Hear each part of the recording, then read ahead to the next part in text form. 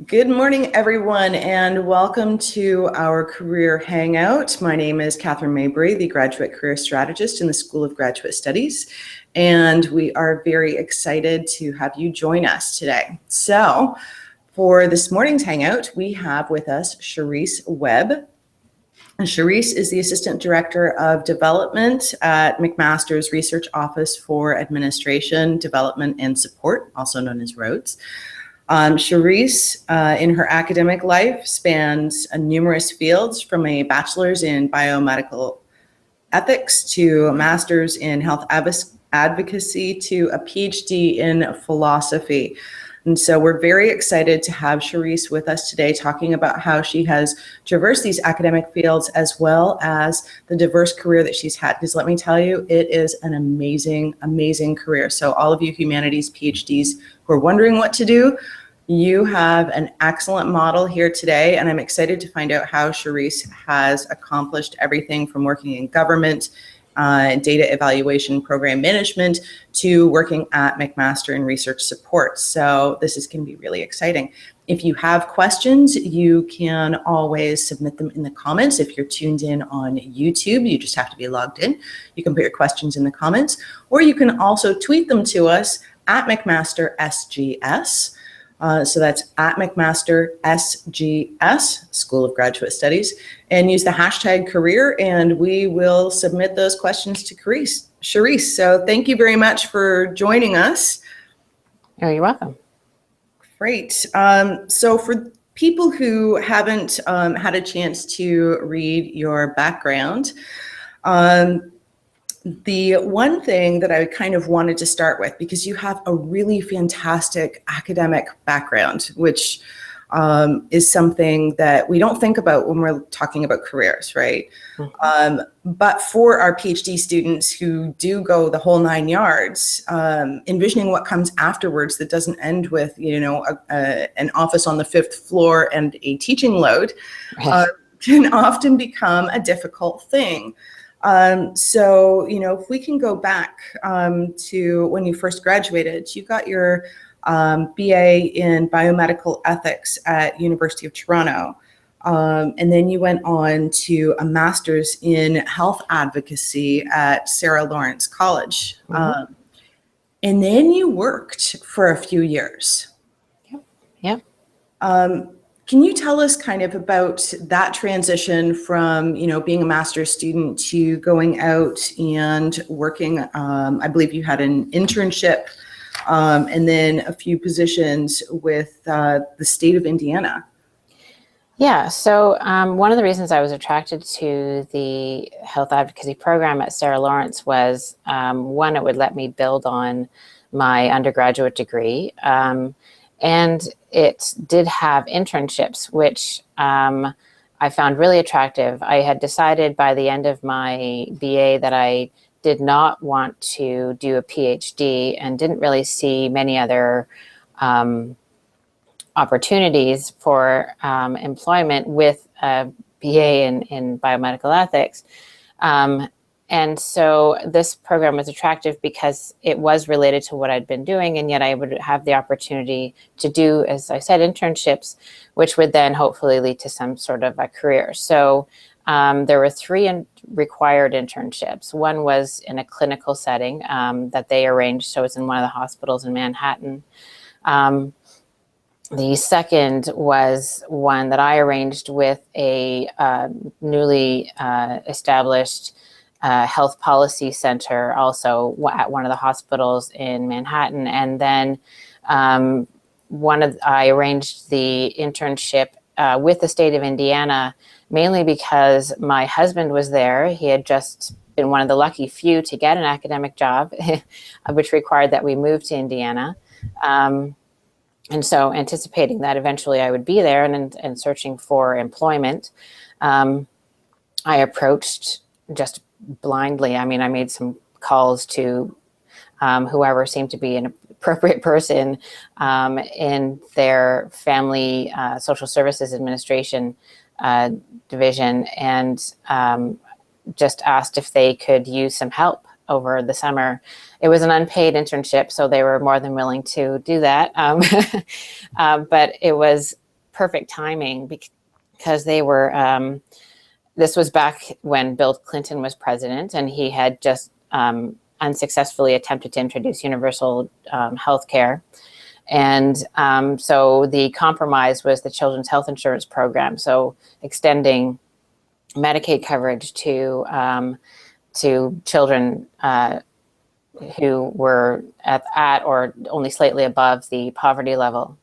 And so Indiana was in the process of deciding how they were going to implement that program. There were several options available to each state. And so that's where I got involved. They brought me into that. And as a consequence of that internship, it led to being one of two people hired to actually implement the program in Indiana, which was a tremendous opportunity because there were so few of us. We really had to have a hand in and at everything. So it's certainly, I got to use the skills I developed both in my undergrad and my MA in health advocacy, and might use my analytical skills, using my writing skills, but I also had to develop new skills like data analysis, because we were, constantly having to develop reports for the legislature there. So it was a tremendous opportunity because I really got to do a lot of new things. Wow. That is absolutely fantastic. So I know that our students are going to be kind of buzzing with questions. So in anticipation of that, I wanted to follow up a little bit. So one of the things that we care a lot about with internships is the difference between paid and unpaid internships. Mm-hmm. And since you yourself did an unpaid internship, I'd love to ask your take on the value of that for your career going forward. Do you find that that was a worthwhile experience? Absolutely. I mean, at the time, I sure would have appreciated some sort of a salary, but in the end, it did provide the experience that enabled me to get a job. All three, in fact. And in fact, I still, even when I came here to McMaster several years later, was able to refer to the skills and experiences I had through those unpaid internships to get the job I got here. So while, as I say, at the time, I really felt that I would have appreciated some sort of kind of remuneration, I still do appreciate the experience that I was provided. For sure. And as a question as well, since you were so instrumental, like, I mean, I understand that, there was the one that was organized by the institution, but then you were also out there and arranging your own. Did you know to put parameters on it or term limits, or how did you negotiate that when you were kind of pitching your own internship? Sure. So the actual duration of the internship was determined by the institution. There were a certain number of hours and per a certain number of weeks that we had to do. And however, it was the case that with this one with the state of Indiana, since that was over the summer, I was certainly more flexible in terms of my availability and the number of hours. So I ended up actually putting in full-time hours there, even though it wasn't necessary, in part because I was hoping to get a job at the end of that. Cool. Now, have you since then worked with any student interns and been on the other side of that? I haven't actually worked with any student interns. I know we're going to have a summer student here in the office starting next month, which will be great.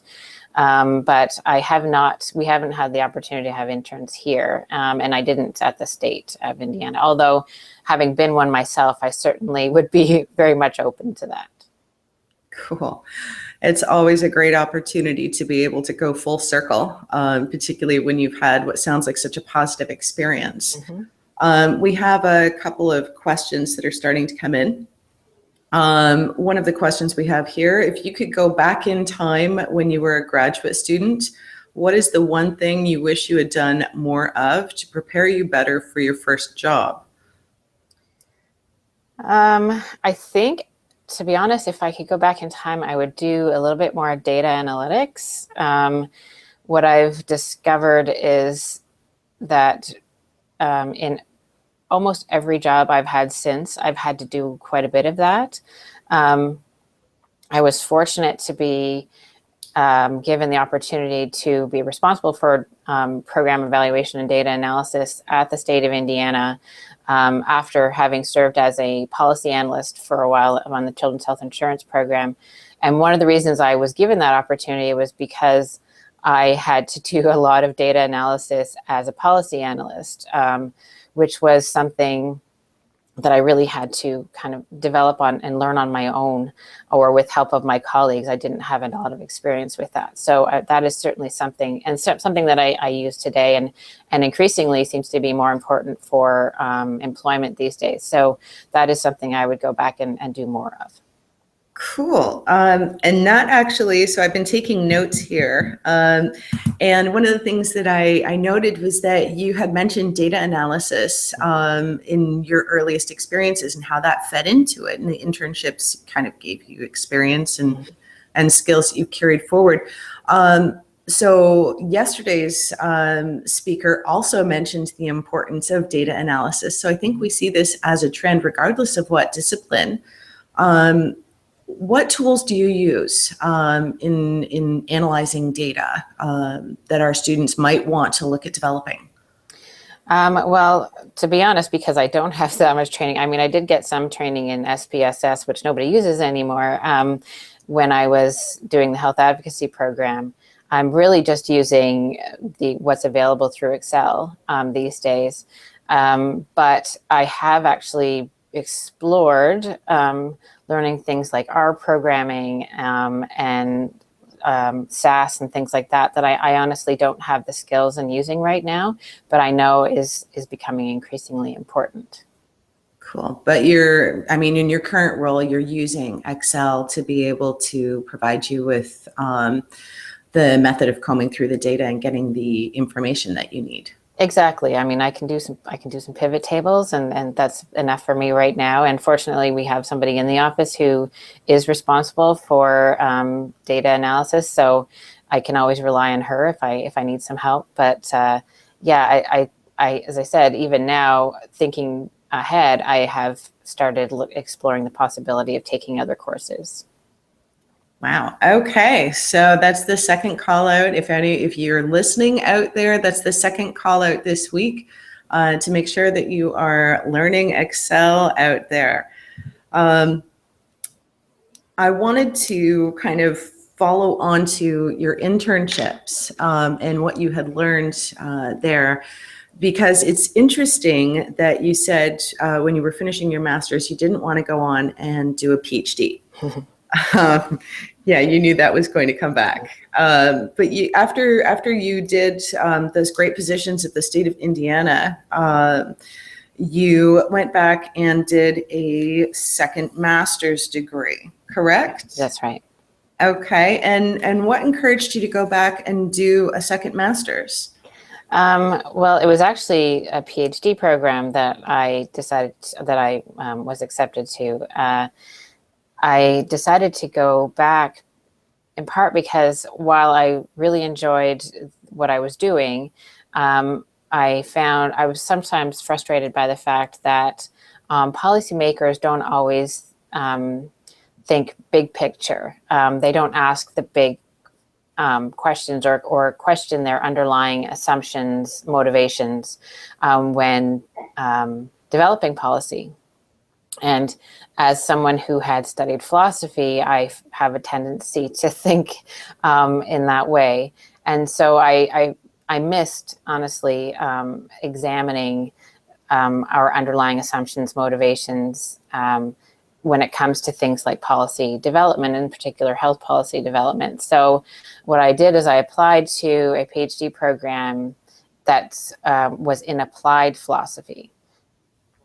Thinking that would allow me to combine both my undergraduate degree and what I had done since, both at Sarah Lawrence College and via the internships and my work at the state. As we'll probably get to in the end, I actually found that I wasn't all that interested in applied philosophy, and then I was more interested in what I guess a pure philosophy. So I decided to leave that program having satisfied the requirements for another master's degree, and then transfer to a different PhD program. Okay, you anticipated me, because I was in fact going to ask you what prompted you to go into the PhD program. Yeah, so I found that I was happy to be back in school and to be once again thinking big picture, and I found that I was less and less interested in the implied and more interested in the theory. And as a consequence, I continued to focus on social and moral philosophy, but I was less and less interested in the application of that. And also at that time, of course, my husband had once again gotten another job back up here in Canada, and so he moved up here. And so I thought, okay, here's an opportunity to change programs and to change to something where I can focus more on what my interests were at that time. Mm-hmm. And yeah, I mean, kind of what you're describing, you've got the curiosity and the research, but I'm also hearing that the academic lifestyle itself, with the moves and geographic switches, mm-hmm. Also has kind of an impact on career trajectories. Absolutely, yeah. I mean, when I enrolled in the PhD program up here in Canada, I thought that I was going to become an academic, and I suspect that if I had continued in a PhD program in the States, that likely would have happened, given that there are more opportune academic jobs down there. At least at the time there were, maybe not now. And so I suspect that's the trajectory I would have been on. I quickly recognized up here that there weren't going to be any jobs, or there are very few of them, or to get a job, I would probably have to leave temporarily and go to the States, as my husband had done, and then come back. And I wasn't willing to do that. So while I was determined to finish my degree, I recognized even before I finished that I wasn't going to get an academic job. And in fact, before I finished, I got the job here in Rhodes. Excellent. So how did that transition actually happen to going into research support, and particularly while you were finishing your PhD? Yeah, so honestly, I just started looking for positions. My husband is here, so I thought I might as well look for a position here at McMaster. And this one came up, and reading the description, I thought, with my background, I had the skills to do the job. It wasn't necessarily that I went looking for a job in research administration. I don't know anyone who has. It is one of those careers that you tend to fall into, but it is something that requires, because you're working with academics, it helps to have an academic background, to know what it's like to do a graduate degree, to do research.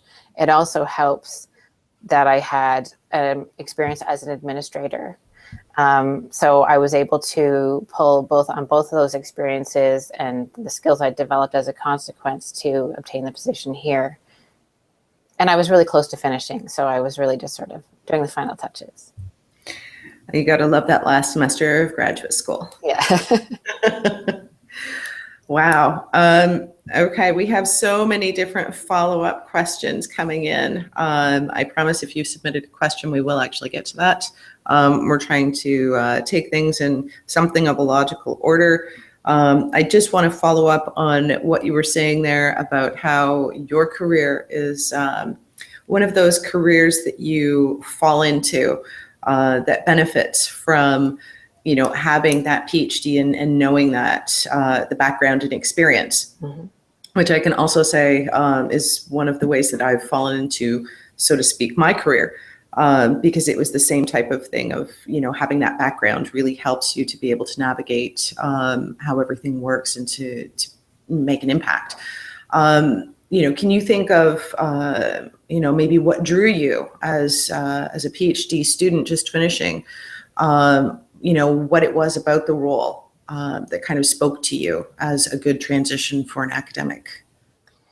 Yeah, I think that I felt that basically what I was doing at the time as a senior advisor in that first position was assisting researchers with the development of grant applications. And in particular, I would receive drafts and I would comment on them. And it felt very familiar in a couple of ways. One, I was reading primarily applications coming from the social sciences and humanities. So I felt like I understood the subject matter.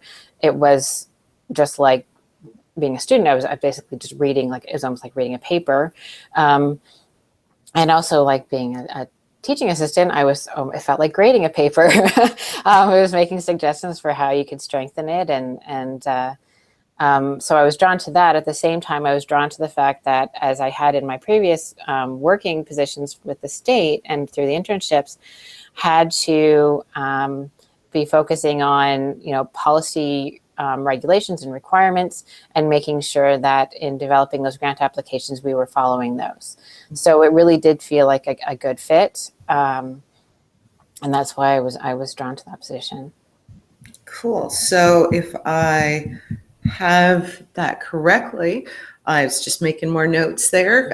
So it would be more about your transferable skills as opposed to your subject area expertise. Absolutely. I mean, now I read grant applications coming from all disciplines: engineering, science, health sciences, and much of the time, honestly, I don't know what they're talking about, but I don't need to know how to write and what would make a proposal stronger, that whether or not they're actually communicating clearly their ideas. That is something that with a degree in humanities or social sciences is easy to do. And that can be applied to documents coming from all disciplines. Yay, I'm going to tweet that when I get back to the office. Okay, so you heard it here, humanities and social sciences people, that you have the ability to communicate across disciplines, and that makes you extremely valuable. So we have a group of follow-up questions, and actually one of the ones that's kind of, in big, bold font here, sitting on my question list, regards Excel. You struck a chord with Excel. Okay. So you mentioned pivot tables, and our speaker, Kevin Chu, yesterday, he mentioned pivot tables as well, and VLOOKUP. Are there any other functions that you would say you use kind of on a regular basis, so that when students are looking for tutorials, whether it's on YouTube or continuing education, that they can kind of get these skills? What kinds of functions are you using? Well, even if you're not using pivot tables, I'm getting some feedback here. You're going to have to use functions. Formulas. So knowing how to write a formula is the most important thing in using Excel. And they're not difficult. So I'd say that's really the first thing you want to learn, is how to write a formula in Excel, so that you can actually take large quantities of data and have it automatically do the calculations for you. And of course, then learning how to make all that data look pretty with graphs and charts and things like that. But any basic Excel course is going to teach you how to do that. So I certainly don't have advanced skills in data analytics. I can do some formulas and I can do pivot tables, and that's been sufficient to get by. And I can make things look pretty. I think making things look pretty was one of the first things I learned in Excel. Before formula, I could at least make things look pretty. Yeah. Okay, so just as a follow-up, because I know that I can see some more coming on there. So would you say that you use conditional formula? So like if, or, things that count, like count if? Yeah. Yeah, occasionally. I mean, most of the time, honestly, they're much more simple formulas than that. It's just, you know, sum or equals or whatever, really, really basic things. Sometimes I do have to develop the more complex formulas, but it's rare that I have to do anything like that. Even in my position when I was manager of program evaluation for the state of data analysis of program evaluation for the state of Indiana, really, I didn't really need to do anything that was too complex. Awesome. We like the simple stuff, especially if you're just learning. Yes. That's fantastic. Okay, so you heard it, people. Basic Excel skills will get you started. One of the other questions we have is, regarding some of the time and, kind of academic and personal investments that you've made in your career. And you talked about how the internships and other experiences have had a continuing and lasting impact. And someone wondered, one of our viewers has wondered, what was one thing that you invested a lot of time into that you felt had a smaller return on investment by comparison? Probably the first internship that was arranged by the institution. So that was the clinical placement.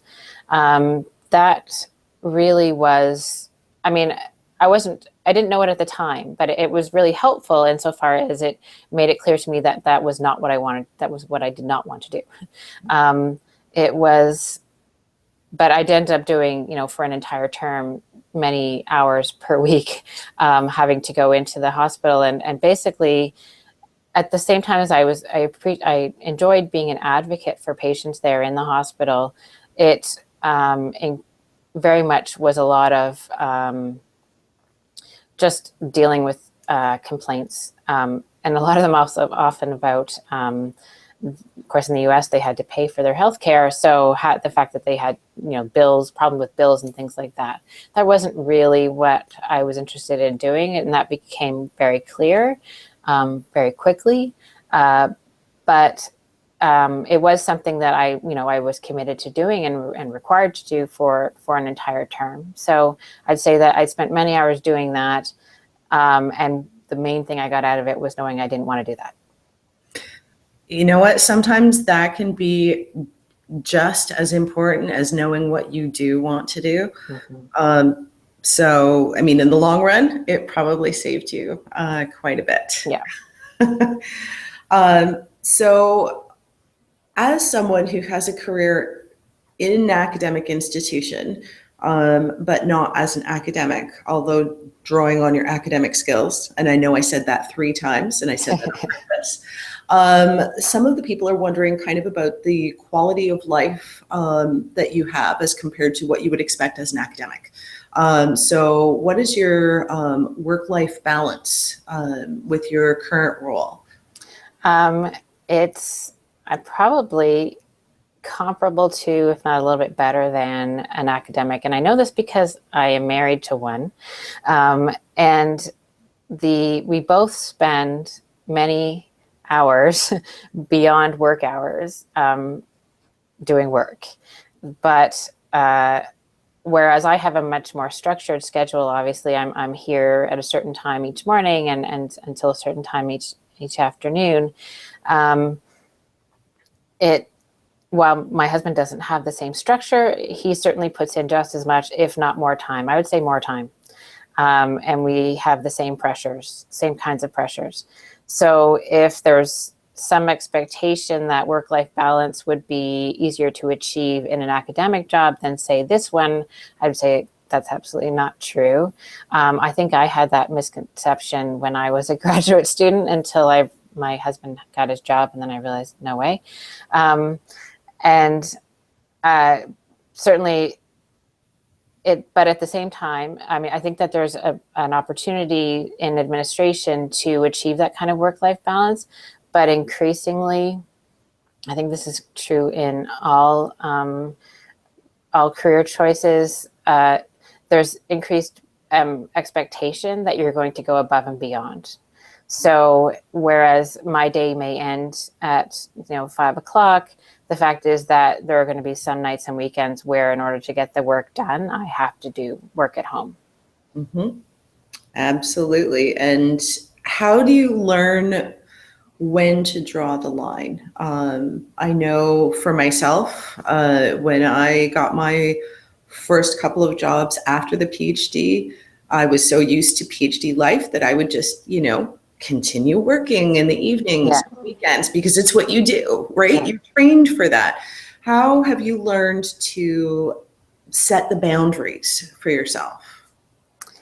Well, I have to say, in part, they're set for me by my children. I have to take care of my kids, but also, I guess it's just a matter of not allowing yourself to burn out, because that's clear. That's a definite possibility. And in fact, that was part of what I was starting to feel when I was working for the state of Indiana.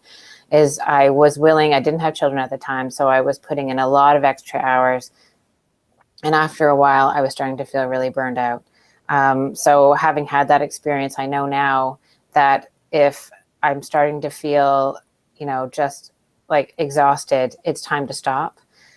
So if I don't have to do work at home, I won't. The only time I will work at home is if I feel that if coming to the office the following day, I'm going to feel overwhelmed. So that's really what determines it for me. I can't say there's any set number of hours I'm willing to work extra. It's what I need to get done without feeling burned out and without feeling overwhelmed when I'm back in the office. Awesome advice, which feeds right into our next question. And that is about managing your time. So I know that there is a vast difference between the way that we manage our work when we're, kind of in that academic space and doing our research and teaching. How do you manage your time as an administrator so that you're still getting the most out of everything? Well, it really depends on the kind of position you're in. If you're in a position where you have to attend a lot of meetings, that can be really challenging, because, as I'm sure that can take up a lot of your time, and that's not necessarily something that you have a lot of control over. So where I do have the control, I tend to, if I know something's coming up, I will just block off that time. So that day is blocked off. If I know, for example, we are very much deadline driven, right? So deadlines are coming. I will block off at least a couple of days before a deadline is coming up, knowing that it's going to be a particularly busy time. Otherwise, in terms of time management, it's just things like using my calendar for reminders, keeping my to-do list and making sure that I'm actually keeping that up to date. Controlling as much as I can. One thing that's kind of unique about the position we're in here in research administration is we have very little control over when the work comes in. It's when the researchers submit their draft proposals to us. So we suggest timelines, but they aren't necessarily followed. So we have to be flexible and be available to review those documents when they come in. So I can try and anticipate, as much as possible when things are going to come, and they may not come at that time. So then that's usually when I'm working at home at night. But I do it. Now I've been doing this for almost 7 years. I can usually anticipate when things are going to be busy, and I just make sure to block that time off. Excellent advice. And I have to ask you, because we all love tools. You mentioned using a to-do list and keeping that up to date and setting reminders for yourself. Do you have a favorite tool that you would recommend others to use? Actually, I find the simplest thing is actually to use my calendar in Outlook, because it pops up in my face every morning. So it's like, this is what you need to do. that works best for me. I find that if I have things written down on paper, I often will lose that paper. So really having it in my calendar that I'm looking at every day, where it's going to automatically pop up and remind me, is the best thing. Cool. So something that, so if somebody uses Outlook, that's great. But if not, something that they will see every day that is highly visible and that will actually remind them without you having to think, gee, I wonder what's in my calendar. Right, exactly. Excellent. Okay, so another question that we have here is, what is one piece of practical advice for graduate students that they can do right now? One thing that they can do to ensure they have the experiences they need to be able to know their options for choosing a direction for after graduation? Well, one of the things I spent a lot of time doing was actually looking to see what programs, in terms of graduate programs, or this was actually when I was an undergraduate, but I think it sort of also apply. I spent a lot of time in career services, both talking to career counselors and also just looking at my options in terms of not just employment, but professional programs that would enable me to develop skills really quickly through internships to then get a job. So I would suggest talking most definitely to career services to see what advice they would have. Also, looking at, are there professional programs out there that something you could do really quickly when you're done, like in a year or two, that would give you some internship opportunities, but that also aligns with what you're interested in. So that's why my search took a really long time, is it took me a long time to find a professional degree like the health advocacy program that was also aligned with what I was interested in doing. So I would recommend investing the time in that kind of a search. Cool. So that is amazing advice. For McMaster students, you have career support in the School of Graduate Studies. Once you do graduate, the Student Success Center provides ongoing support for alumni for up to 10 years after graduation. So, make sure that you're using those resources, whichever category you happen to fit into.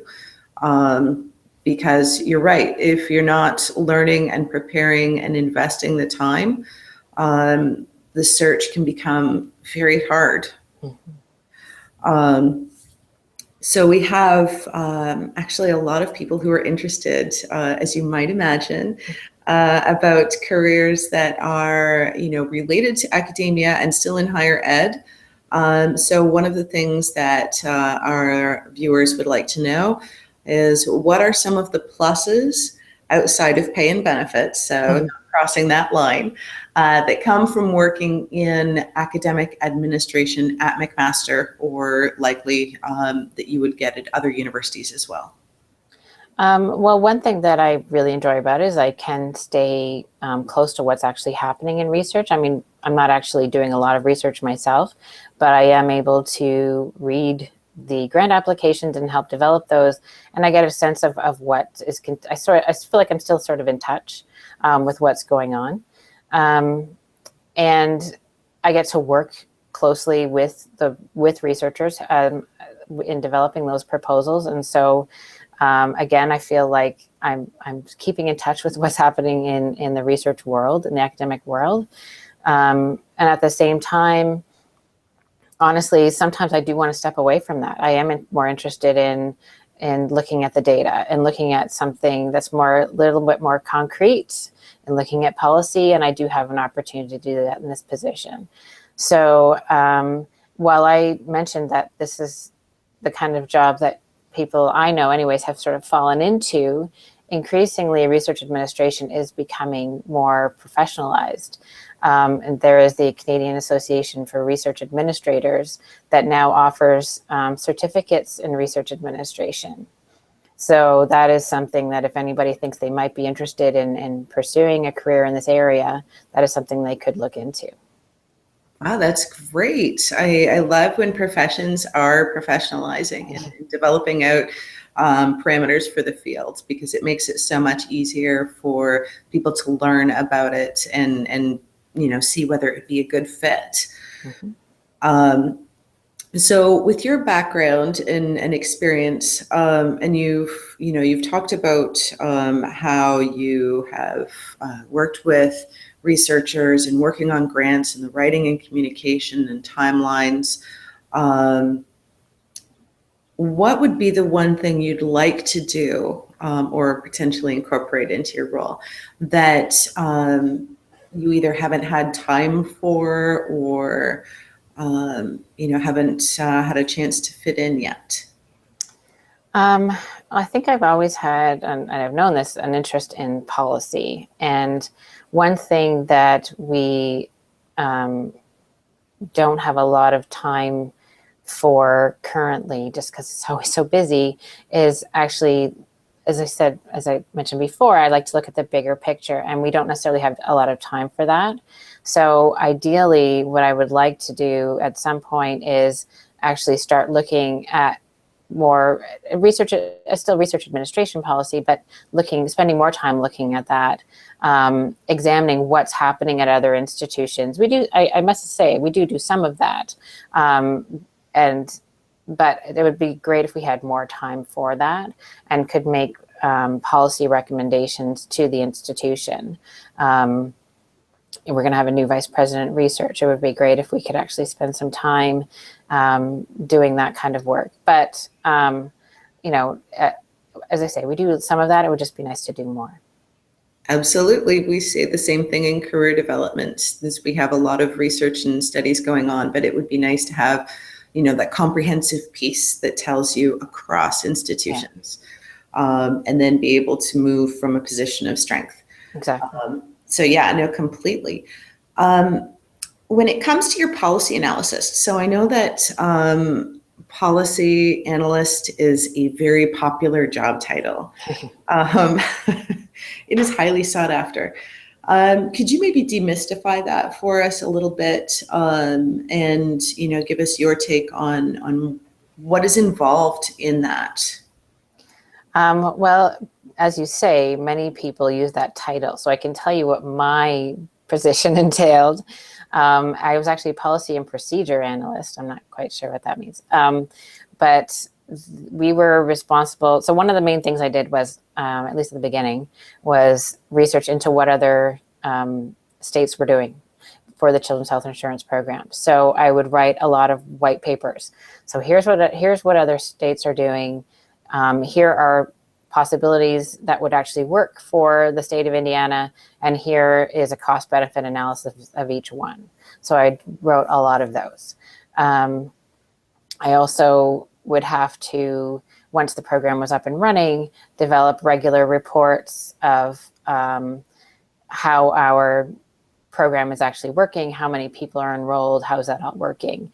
I also had to do things like go out and do outreach to encourage people to participate in the program. I would also have to develop RFPs to actually get vendors to hire vendors to actually administer certain parts of the program, to hire consultants to evaluate the program.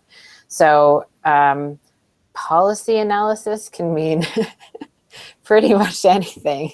I did do some policy analysis. As I said, I would analyze existing policy. I would develop white papers, make recommendations, but there was a lot more to it than that. Wow, the more people I speak to who have been policy analysts at some point in their careers, the more I'm realizing that term is really broad and doesn't necessarily do justice to the variations in the roles. Yeah. Wow. Sorry, just say that really is pretty broad. Yeah. And one of the things I would wonder, because it sounds like very much it starts off as a research-driven position, regardless of where it goes. Mm-hmm. And I can understand how academics are drawn to it, and grad students look at it and say, yes, I want to do that, because it seems familiar at the start. Did you have to dispel any myths about academics when you were kind of going towards those positions? No, I don't think I needed to, only because I had that internship opportunity. And so I think that any misconceptions they had or conceptions they had about academics would have been dispelled just having worked with me already through the internship. They saw that I was capable of, writing an email, of collecting information, of just making photocopies if that's what they needed. It's not, and I don't want to suggest that that's all I did as an intern. I was very much involved even as an intern doing white papers and things like that. So it wasn't one of those internships positions that ends up being just, as somebody's assistant. I really was doing work. And as a consequence, I think they got to see what my capabilities were.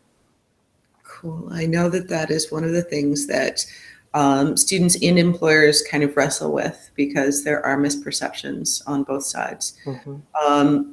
As someone who, did your graduate degrees and then went out on those internships and then subsequent positions, did you encounter or experience things that you weren't expecting from the employer side? Were there expectations that you didn't realize would be coming? I don't think there were expectations that I wasn't expecting, but I must say that when I would go for interviews, the focus was much more on my work experience than my skills, the skills I had developed as a consequence of having done graduate work.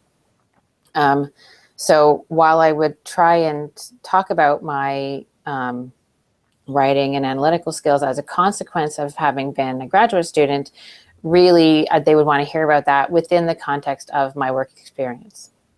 So as much as, I think they appreciated seeing PhD or MA after my name, it wasn't usually the focus of the interview. And I must say that as I've hired several people in my current position, and I absolutely recognize that people with degrees in humanities and social sciences could bring a lot to this kind of a position. And I've hired a lot of people with those backgrounds. But even there, I look not just at that. I have to look at, do they have experiences as an administrator? Because those are different skills. They're easily, I think that you can quickly develop those skills, but they're at the same time, they're different from what you learn as a graduate student. Absolutely. And the transition is a difficult one. Did you have a mentor at the time that you were transitioning from graduate student to professional and administrator? No, the expectation was that I was going to become an academic. And when I sort of hinted that I wasn't, there was shock. But there wasn't really anyone out there who I could talk to about that. But I must say, I think I was very fortunate in that there was a position available, and I did have the experience that was some non-academic experience that made it possible for me to get that job. In fact, I don't know how much my PhD actually helped me get the position here. As I said in the interview, the focus was much more on my previous work experience. What probably helped, though, was that I could relate to researchers here. I was just going to say that was probably invaluable for helping you to build relationships across faculties. Yeah. So, okay, I want to revisit something that you had just raised a moment ago.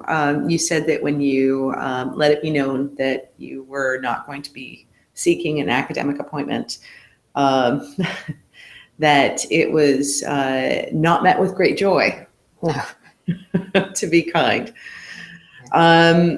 Did you have an academic mentor up until that point? that you would kind of describe them as that, whether it was your supervisor or not? Well, certainly my supervisor and other members of my committee. The expectation was that, the purpose of the program was to train you to become an academic. There was nothing.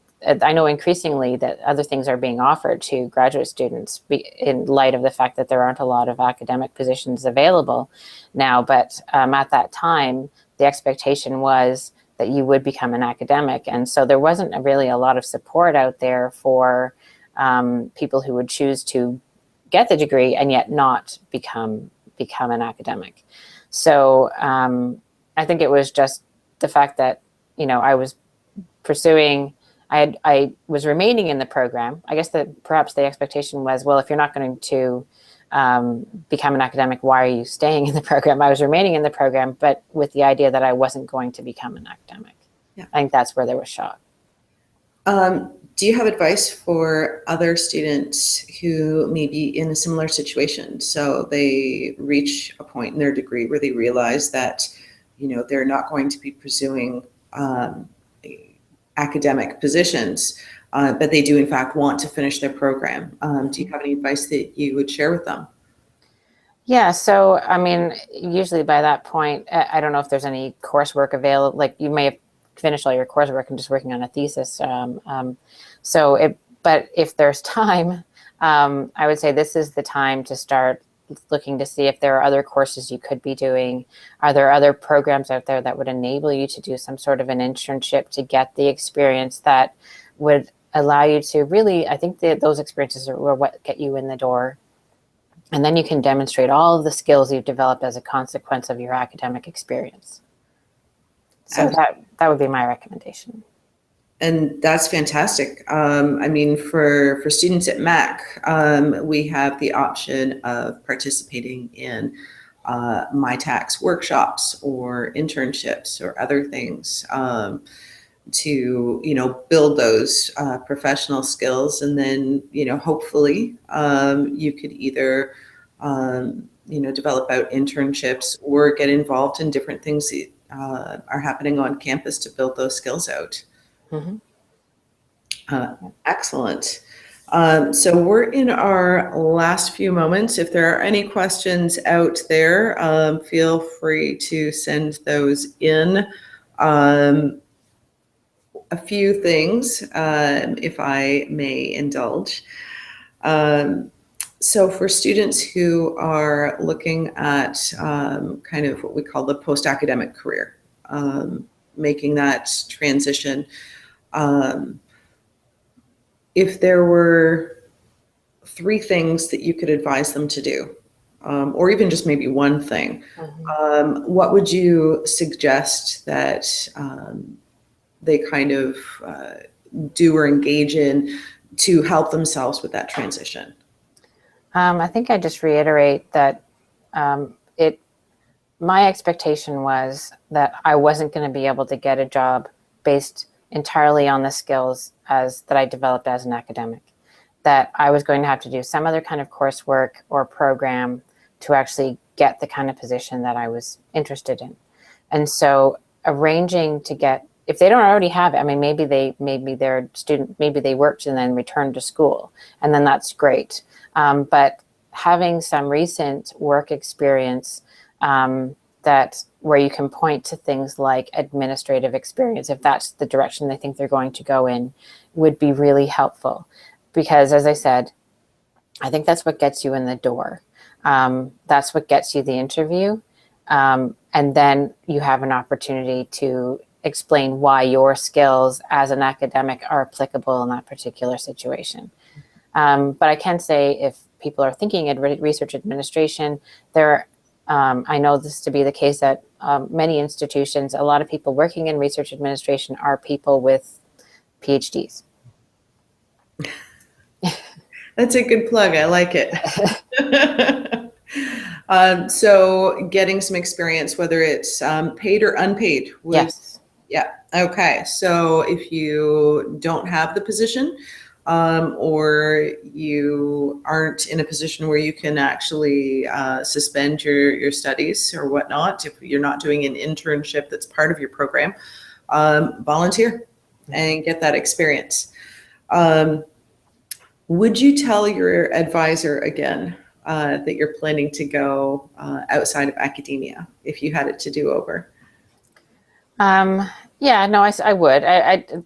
She was still supportive. Everybody was still supportive. I think they were just surprised. So it wasn't that nobody was trying to just, I mean, there was a little bit, I suppose, of people trying to suggest that I should continue. But I think there was also recognition that to do so would be unfair knowing the job market. So there was some recognition that I was perhaps just being practical. It is one of those shocking moments, though, when you actually say, I'm not going to be a professor. Yeah. And so you didn't have that kind of academic mentoring. One of the questions we've had come in is, would you ever consider being a mentor and, sharing your knowledge and advice with that next generation coming through? Sure, absolutely. Yeah, I'd be happy to do that. Excellent. I like it. So we are coming to the end of our time, and I have to say it has been absolutely fantastic speaking with you today, Sherisse. Taking us through the ups and downs of an academic career that went in a completely different direction, twists and turns. And it sounds like you've hit on an area in research administration that you couldn't have planned for. Right. And you're happy with that. Yep. Where you've ended up. Yes. If I could just add one thing, actually, I know there were several questions about Excel and skills and data analytics skills. As much as I was saying that those would be valuable, and I think they are, what perhaps people in humanities and social sciences can take heart in the fact that I haven't needed the advanced skills, as I said, in the positions I've had, mainly because what has been the biggest need has not been doing the data analysis. It's been interpreting the data and telling people what the data mean, and how they can actually, what they can say and what they can't say based on those data.